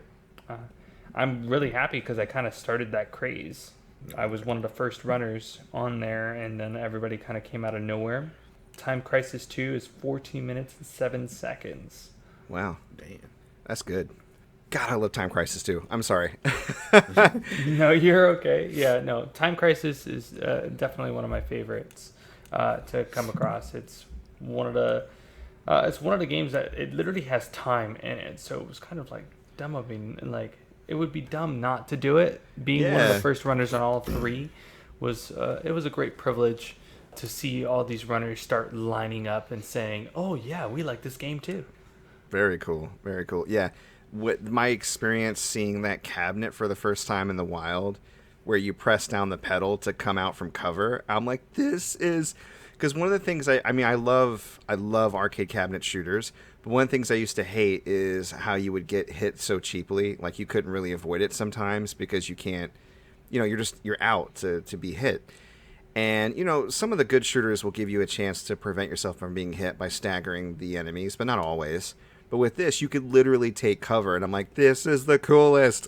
And the thing is, the like you said, the time mechanic, you can't take cover forever, so you do have this push and pull with, okay, I take cover and reload, or I dodge this fire, but you can't stay there forever, or else you run out of time. So, oh my god, just a solid concept and a great implementation. If I ever get the money, that's one of those arcade cabs I'm going to get with the pedal. I love it. All right, let's get into it. Let's see. I want to talk about first, as far as like all the big news this week, we'll talk about Netflix's Geeked Week. They announced a lot of things. We're not going to go over all of it, but there were a couple of standouts for me at least. I don't know what you guys thought. They announced a Cuphead show. Very cool. Okay. And obviously it would lend itself well to a show just because it already has that unique, kind of 1940s, like that rubber hose animation style that it has. Yeah. I heard news that they actually cast one of the voice actors for the show as King Dice. It's going to be Wayne Brady. Yeah. Oh, wow. Which I'm a fan of. Brady. Yeah, I saw him most recently goofing around with Mark Rebulet. I don't know if you guys know him. Oh, yeah. Yeah. It was good. It was good stuff. And then they also, you had mentioned this earlier, Derrick, the Castlevania spinoff thing. What's going on with that? Yeah, so Netflix said that basically they're doing a spinoff that's going to have Richter Belmont, which is the son of Sypha and Trevor, and Maria Renard. It's going to take place in like 17th century London or something like that. The French Revolution, I thought it was, wasn't it? Oh, okay. And I'm excited. Like, Castlevania was a really dope series, and we both knew they were going to keep going with it because there's so much content that they can pull from. So it's going to be exciting, and can't wait to see where that goes. Considering their starting point, the logical conclusion was, especially when they said this is going to wrap up their stories and how successful, I was like, they're going to keep going with the other Belmonts. This is great. Yeah, I love it. It's such a great show. Have you seen it, Vega? I've seen a little bit of it. Regrettably, I haven't seen all of it because this is a me and my wife thing, and it's kind of like when my wife is ready, then I will be ready. I gotcha. Yeah. So, you love and you hate those at the same time. Yeah, but honestly, I've had nothing but excitement for this. The factor that everyone seems to see this as a success and Netflix knows that it is, and they're continuing, only makes me more excited because it means that we're going to get possibly more adaptations like this, and Netflix will be more kind to a lot of these franchises. Mm-hmm. And we're already confirmed to be getting Devil May Cry, so very cool. Yes. Yeah. Very cool. And then you had mentioned something that I almost forgot, and I'm so glad you brought it up, Derrick. There was a movie that came out in China not too long ago that is being brought to Netflix, and they had a trailer drop for that, and it was Dynasty Warriors. Dynasty Warriors live action, looking just like the opening of one of the games with all the flashy magic bullshit. I love it. Yeah, because when the trailer started, it was just like regular armies fighting and stuff. And then the effects started coming in, the wire work, and then the music from the game. It was like, yeah, like Lubu's theme. Oh my god. Oh my god. I was like, oh, it's cheesy, and they know it, and they're leaning into it, and I love it. Yeah, and this I can't is wait so to see it. And it's gonna be bad. Yes, and it's gonna be great. It's gonna be so stupid. I can't wait. And I was looking at the list of characters that were all in the movie because sometimes they get the costumes right where you can tell and sometimes not. But like Yeah. Dio-chan, Lu Bu, Cao Cao, Guan Yu, Li Bei. They did a Zhang really Fei, good job like, with it's great. yeah, they did a really good job with Liu Bei, Guan Yu, and Zhang Fei especially. Like his angry face, I was like, yeah, he's drunk. He's probably drunk. Yeah, he's my favorite character to play as in the is he? original game. My favorite in the is original one-on-one fighting game. Oh, the original fighting game. Yeah, my entry to this series was Dynasty Warriors 2, and my favorite was Jian Wei. Jian Wei shall prevail. I just like the fact that he had like a bull's head axe and he was like this bald, angry dude. And then later on, I fell in love with the fact that like he has this bromance with Cao Cao. He's like, "My lord, I'll protect you. I love you so much, my lord." And he's like, "John Wei, you are a warrior without compare. How can I do this without you? You must go on to make a future for everyone. Shout, my lord, bro. I'll take these arrows." I'm sorry. I'm going on this Dynasty Warriors. Vega, you must be a fan, right? You love beat 'em ups. Do you like Warriors games and Muso games? I do actually, and the funny thing is that when it comes to the Warriors games, I've always played them with friends. I don't own them. Interesting. So, it's very weird for me because I'm always like, every time I have an opportunity, it's just this other game pops out of nowhere, and I'm like, oh, this one looks nice, and I'll just go over there. So I feel kind of ashamed because I'm like, I do like these games.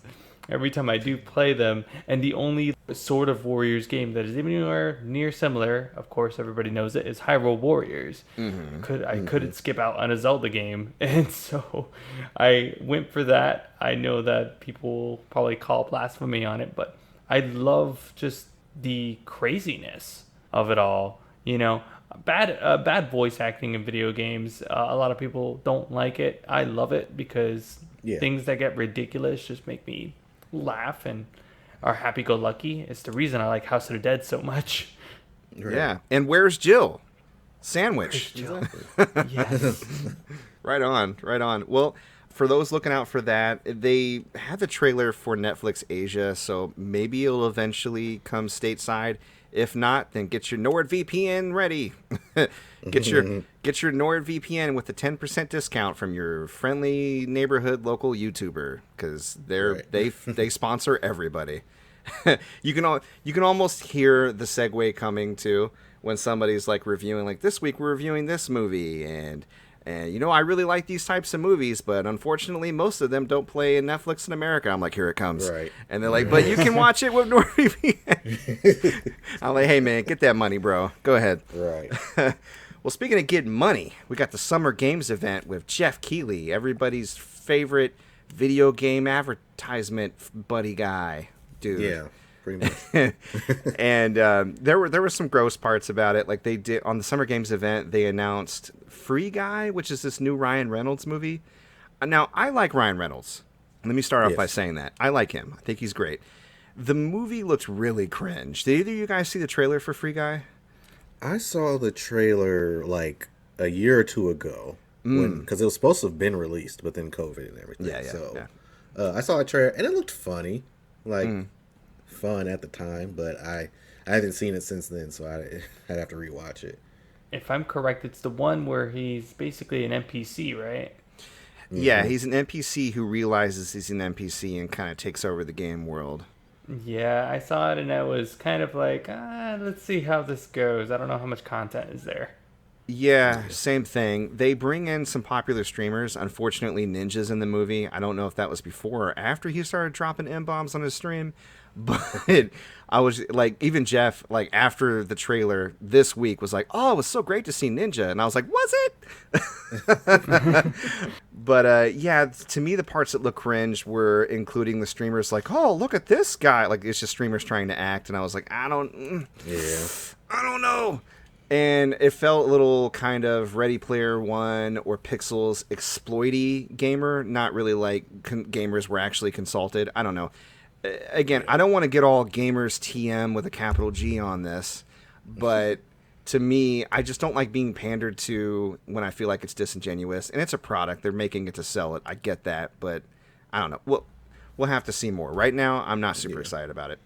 But the main super exciting thing about the Summer Games event was that we finally got a full-on trailer for Elden Ring and a release date. Oh my god. Yeah. Amazing. Oh yeah, that actually was very exciting. Although I must admit, it was very funny. Every single meme that I was seeing on Twitter was the original Peter Parker, Tobey Maguire, with his glasses, putting them on and taking them off, and when he put them back on, instead of seeing Elden Ring, he saw Dark Souls 4. Right. Right. Because that's basically what it is. Yeah. I was like, I see this as an absolute win, but this is funny. Yeah. Yeah, no, and I have to agree. Now, here on the show, Derrick and I, we're not super into Souls-like games. We've tried a few. The gameplays never really click with me. Like, I haven't been able to beat a Souls-like yet. I keep trying them, hoping that, like, the next one I play will click. I think the one I got furthest in on was the original Dark Souls. But I'm happy because it's so highly anticipated, and I love the art and the lore in these games. I'm more of a fan of the game itself rather than a fan of playing it, if that makes sense. I'm sure there's a game or a franchise out there that might be like that for you guys, but are you a big Souls-like player at all, Vega? Like, do you get into those games? So I play those, but I usually play them offline because I feel like necessarily when it comes to that game is meant to be a therapeutic like event for me. I say that in the terminology that I get very frustrated. It's one of the only games that I get really frustrated with. I like challenge, but I don't like challenge that necessarily will cheat me out. And so I've had that happen in quite a few Souls games. It's really meant there for me to be like, as soon as I win it, I'll start just screaming as obsessity. Yeah, suck it, and just it's so funny because everyone will look at me. It's like, you okay? And I'm just like, I had to get it all out right there. So yeah, I feel you on that. I think the thing for me that stops me from enjoying them is how much you're punished for dying. Like, it's cool if you die over and over. I do not mind that. It's just how much they take from you. If they didn't take your experience or put it so where you could lose it forever, I'd probably be a little bit less harsh on it. But that's the thing that my brain can't get over. I don't like losing progress, no matter how big or small it is. It just feels ugh to me, if that makes sense. Yeah. It just goes back to respecting your time as a gamer, as a player, as a human. Because you got other things going on that's trying to beat your shitty game. Not they're saying that they're shitty, but just saying that because they take your experience from you. Like, no, I get where you're coming from. Yeah, we all have different like thresholds and limit levels when it comes to like what we'll accept as far as like time investment. And yeah, that's the cutoff for me. Don't take my experience points. Don't do that. I saw the trailer and I was like, okay. I saw the trailer and all I heard was, oh. Yeah, it did not blow me away or anything, but I'm not a big fan of Souls games anyway, so it wasn't going to have a big effect on me. But it was just the art. Like, yeah, the art style just looked like it was kind of last-gen type thing. Like, it looked like Dark Souls 3 type. That's fair. I really love the art. Like I said, I thought it was a beautiful trailer, and I'm happy for a lot of the fans of the series. I will note that it's going to have a free upgrade to PS5 and Series X, so for those who don't have your next-gen system yet, but you really want to play it, should be able to get the current gen just fine, and then be able to upgrade later on once you get your system. No worries. Now, it's coming out January 21st, 2022. Hopefully by then, this whole shortage thing will be a thing of the past, but who knows? Yeah. So, all right, then we had Ubisoft Forward. So I'll run through the games if you guys have any opinions on them. I don't have a ton of opinions. I thought it was, personally, overall, I thought Ubisoft's presentation was underwhelming. It's no secret on the show that I'm not a big fan. I'm not a big fan of Ubisoft, but it's more how they're run as a company and the whole cover-up of abuse and all that. Something I do not want to fail to mention whenever I bring them up. With that said, here's what we have. We have Rainbow Six Extraction, and it looks like Rainbow Six, but with monsters? Yeah, it's like some alien substance or something. Cool, you know. Give me Rainbow Six Patriots back, please. Oh, okay. The game was supposed to come out, and they made Siege instead. And now they're just like, okay, now we're just going to make Siege, but with aliens. Yay. Derrick has spoken. You give him his give him the other game. Give me my single-player Rainbow Six game. Rainbow Six Vegas 1 and 2 are some of the best games I've ever played. I want that back. I need it back. All right. I saw the gameplay of it and immediately just saw it left rainbow for dead. That's all it is to me. Left Rainbow for Dead. Yeah, exactly. I love like, that. there's nothing compelling about that gameplay that I saw. Or the concept. It's just, you're just like, well, everybody likes zombies and monsters, so let's just put zombies and monsters in our game, but make it a separate game and not just an add-on. Yeah. I don't know. That seems like it could have been just an add-on to Siege. Yeah, I see what you're saying. Yeah, as someone who hasn't played any Rainbow Six games, I thought it was an interesting, different direction. But if you're coming to Rainbow Six for something specific and they're not delivering it, I get why that would be frustrating. For those who do want to get extracted, you can on September 16th. That's the release date they gave.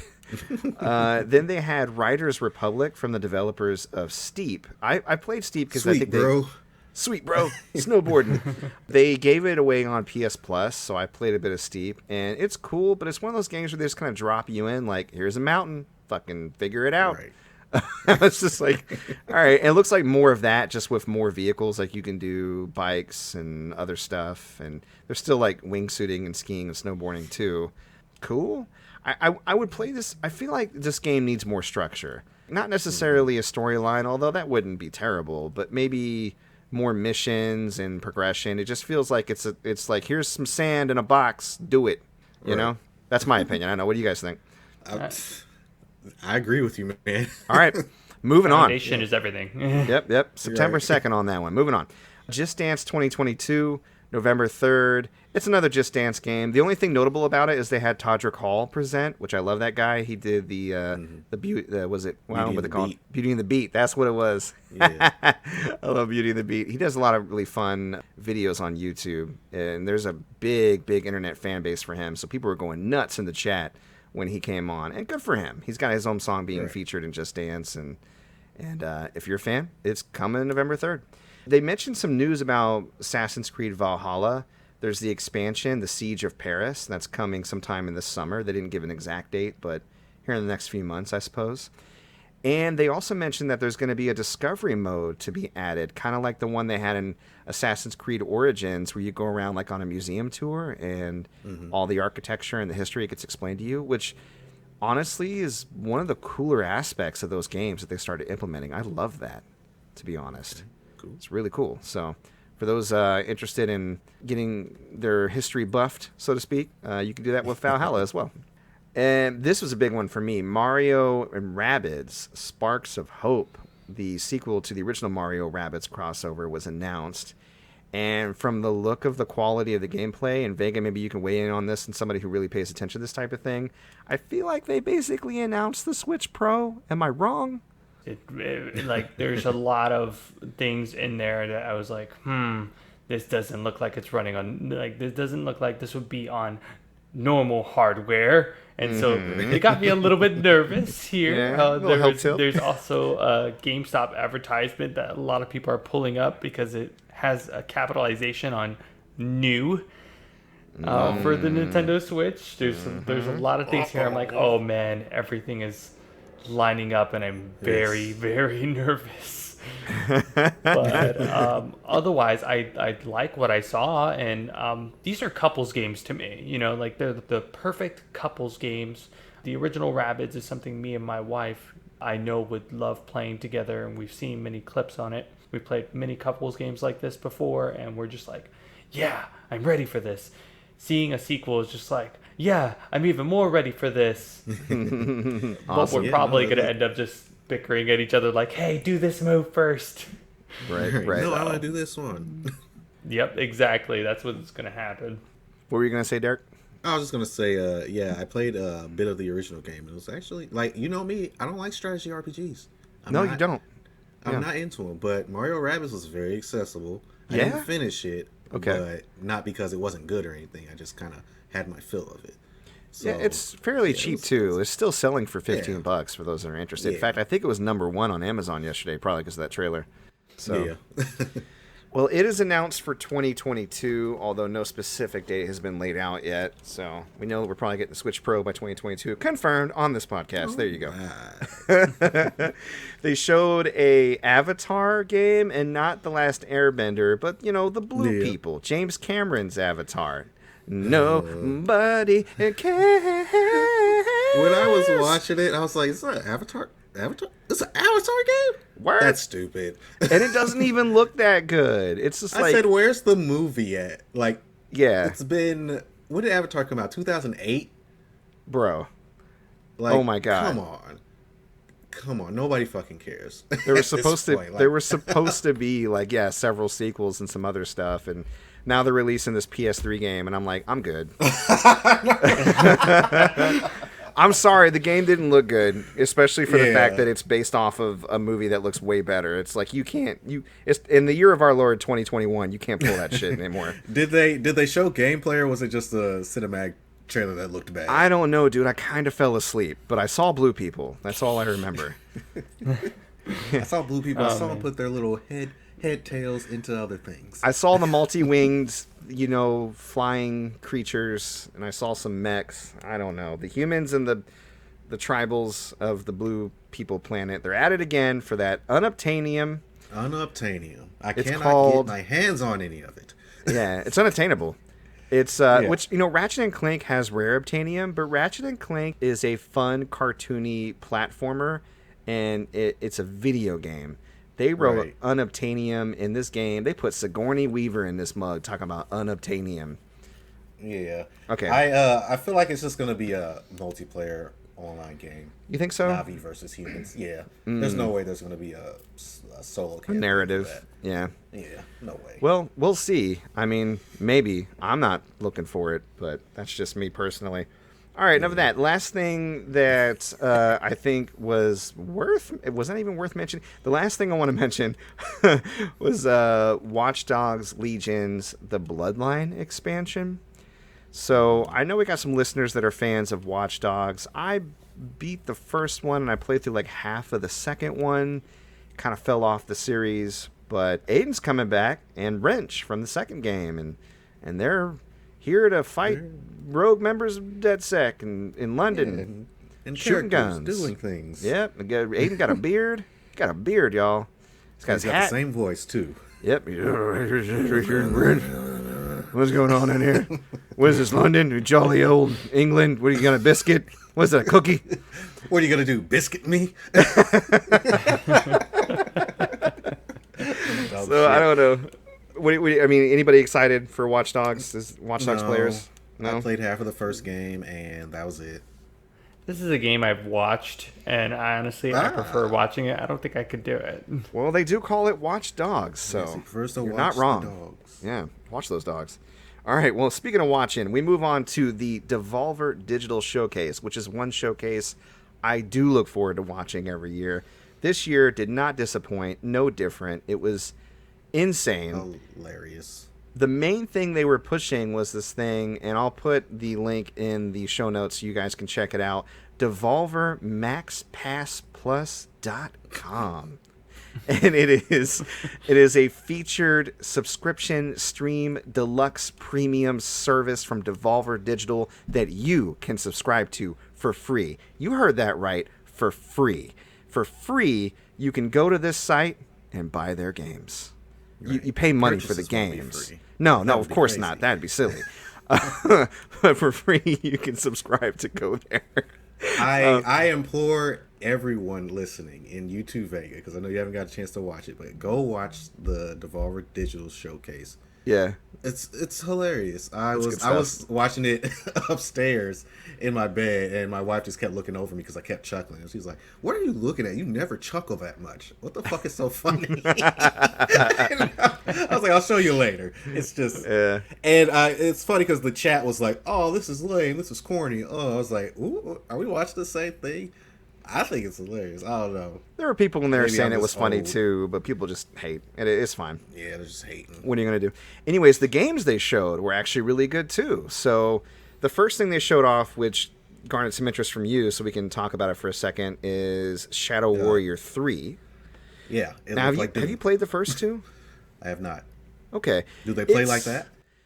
Yeah, pretty similar. Not as frantic, because the gameplay they showed for Shadow Warrior 2 was like Doom Eternal. I mean, it was just constant fighting, right?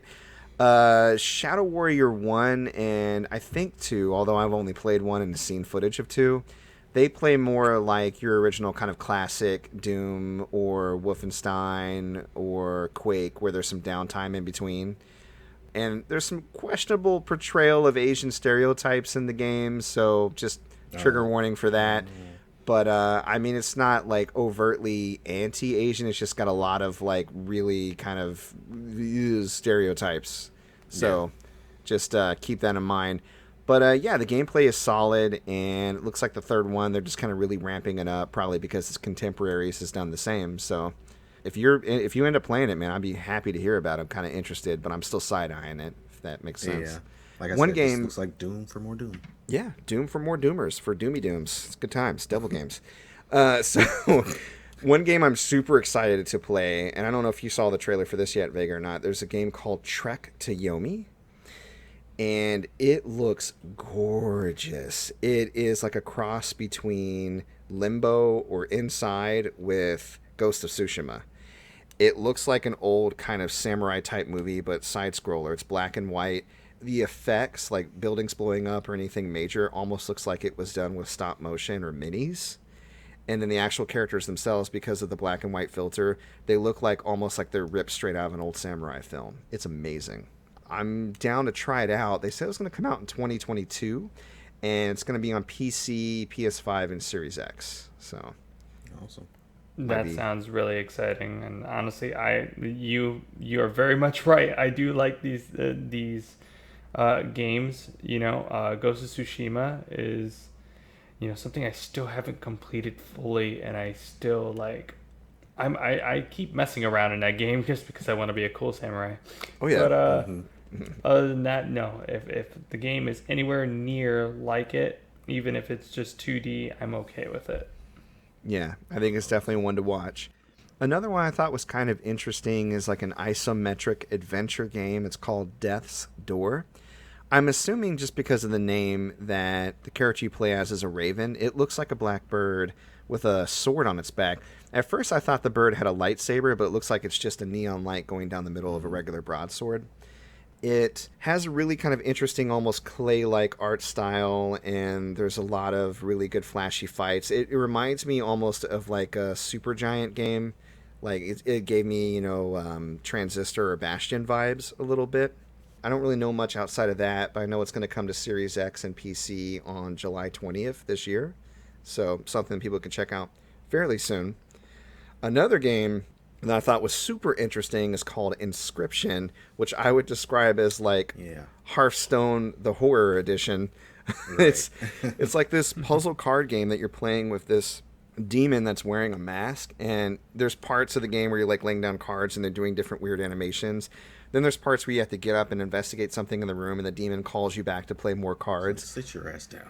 It's almost like the devil went down to Georgia, but you challenge the devil to a card game instead, and like really weird horror shit happens during it. There's a lot of imagery. It's very much what the gamer friends would call a devil game. It is a devil. It is Baphomet the card game.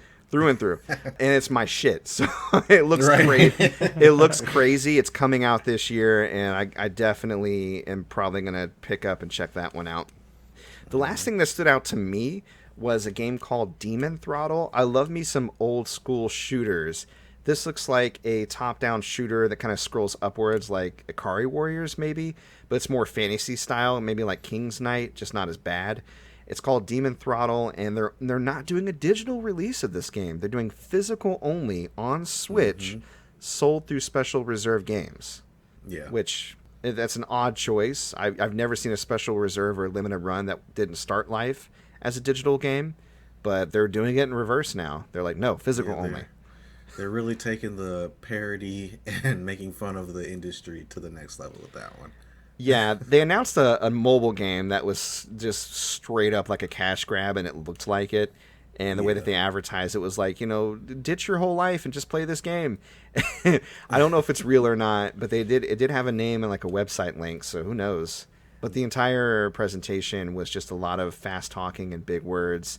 and industry bullshit, and I loved it. I loved every second of it. And curse words. Lots of curse words. Lots of curse words. Yeah, like the tape that they took the tab off so it's unfuckwithable. Yeah. You can actually buy the entire presentation this year on a videotape that they snap the tab off so you can't record over it, which they deem unfuckwithable. That's what they call it. Mm-hmm. No, not non-fuckwithable. No, that's NFT, what it was. Non-fuckwithable. Oh yeah, because it's an NFT. It's going to be big. An NFT, and a non-fuckwithable tape. So I love that so much. And it really made me want to eat a chili dog. Chili dogs kept showing up in the presentation, and they look delicious. Mm-hmm. I don't know. Yeah. All right. The last presentation, not really major, but I'll let you go ahead and cover it, Derrick, because I know that was something that you had looked at pretty closely. Gearbox? Yeah, so what can we expect from Gearbox? Yeah. Just a couple things that I took note of. Tiny Tina's Wonderland. Tiny Tina, the character from Borderlands, is basically getting her own spin-off. And it's basically Borderlands in a fantasy setting, much like the DLC that, what was it, Tiny Tina's Dragon Keep or something like that. I remember what you're talking about from Borderlands 2. Yeah. Yeah, so they basically took what they learned from that and made a whole nother game. So it looks interesting. I haven't played Borderlands since Borderlands 2. Me neither. All that DLC on Borderlands 2 burned me out, dude. I have Borderlands 3 sitting on the shelf. I look at it occasionally. One day. Yeah, so look forward to that. Godfall is coming to the PS4 for some reason. Yay! So if you don't have a PS5, rejoice. You will be able to play Godfall on your PS4. Like, imagine the conversation in the Gearbox boardroom. Randy Pitchford's like, Godfall is an amazing game, right? Oh, yes, Mr. Pitchford. It's so good. Godfall is the greatest game ever. Well, then why isn't it selling? People should be buying. Well, you're doing PS5, and no one has PS5. I got it. We'll put this great, amazing game that everybody loves on the PS4, and it's bound to sell. Genius idea. I hope it sells no copies. Shade.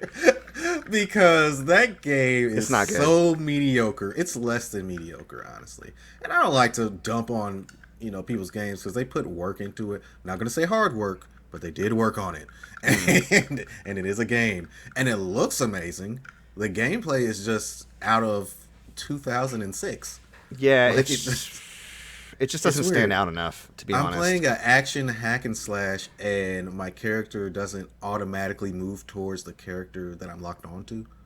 I have to... Like during the combo? Yeah. Yeah, during the combo, you have to move the camera towards the enemy you're locked onto already. Yeah, we learned that back in 2000. Archaic. Oh my god. Yes, it's so archaic, and it makes the game unenjoyable for me. That one thing.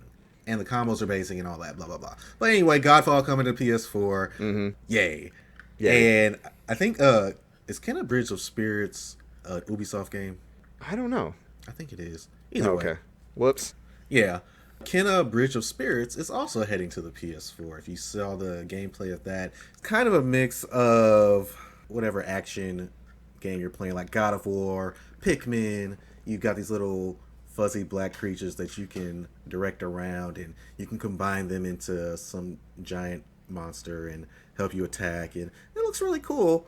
And it's going to be on PS4 now too, so yay PS4 owners. Yay. Again, last week we were talking about PS5 games coming to PS4 and people complaining about it. Shut up, it's going to be fine on PS5. It's going to look great, it's going to play great. Having a PS4 version is not going to sully your experience, trust me. Because you're still going to be like, oh, well, I'm glad I got this on PS5 instead of PS4. Yeah. So take it from a few PS5 owners. It'll be fine. Yeah. It'll be fine. It'll be okay. It'll be okay. All right. Well, I am going to put the remainder of the E3 schedule in the show notes for those interested. We're recording right now on Sunday, and shows are about to pop off. I think the Xbox and Bethesda showcase is literally going to premiere about 40 minutes from this point. So just to give you a timestamp of where we're at.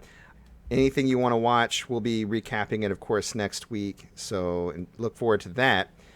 And last thing before we get out of here, we usually do the segment, Whatcha Feelin? I feel like you may have already mentioned this, but if you wanted to elaborate, or, we got some casuals listening in, if you want to expound upon it a little bit more. Vega, you're feeling the RetroTank 5X this week, right? Yes. So that has been my go-to in regards to it. I've been working a lot here and there, so It's just like when I come back home, two things I do. I either pick up a video game and play it, or I'm optimizing my streams and my qualities. The RetroTank 5X has constantly been taking up so much of my time because I've been playing so many different games to just see, oh, how good does this game look? It's revitalized my whole logs. So honestly, just shout outs to Mike Chi. He's doing a great job. He's actively working on it. And there should be a new shipment in on July, they're hoping. So if people want to pick that up, yes, it's pricey. It's $300. But it is one of the first upscalers that is FPGA. And it goes up to 1440p. It is going to change your whole system's lifespan. Excellent. All right. I'll see if I can try to get a link from you that we can put in the show notes for those interested in checking it out, because it sounds amazing. This week, I wanted to go ahead and give a shout out. It's Pride Month. You know, we mentioned it last week, and I thought that since sometimes I'll shout out YouTube channels that I enjoy, I thought I would focus on YouTube channels I enjoy that are from creators in the LGBTQ plus community. And one of the channels I've been watching for years, probably a decade or more, is a channel called YMS, or Your Movie Sucks. Do you guys watch that channel on YouTube? No, I haven't seen it. I think I've seen a video or two. He'll usually start off with, okay, so I just watched movie X and it was fucking terrible.